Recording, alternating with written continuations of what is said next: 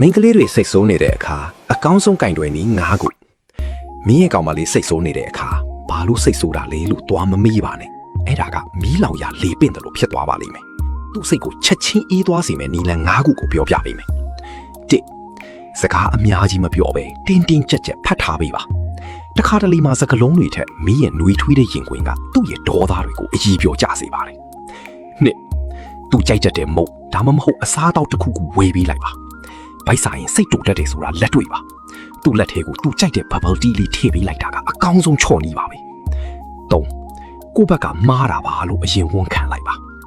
ဘသူမှားဘသူမှန်ငင်းမနေပါနဲ့မင်းဘက်ကအလျှော့ပေးလိုက်တာကသူ့ကိုအလီးထားတယ်ဆိုတာပြလိုက်တာပါပဲ4သူ့ကိုဘာမှမမေးပဲဘေးနားမှာတိတ်လေးထိုင်နေပြီပါသူစိတ်မကြီးမချင်းဘေးမှာရှိနေပြီတာကငါမင်းပြီးမှအမြင်ရှိတယ်ဆိုတဲ့လုံခြုံမှုကိုပြီးနိုင်ပါတယ်ငါသူ့ကိုရေအောင်တစ်ခုခုလုပ်ပြပါသူ့ရဲ့ဒေါသမျက်နှာလေးပြုံးသွားအောင်ဟာတလေးတွေပြောတာဒါမှမဟုတ်အမူအရာလေးတွေလုပ်ပြတာကအချင်းကြီးကိုချက်ချင်းပြောင်းလဲစေပါတယ်မိန်းကလေးတွေကအဖြီကိုလိုချင်တာထက်ဂယူးဆိုင်မှုကိုပဲလိုချင်ကြတာပါ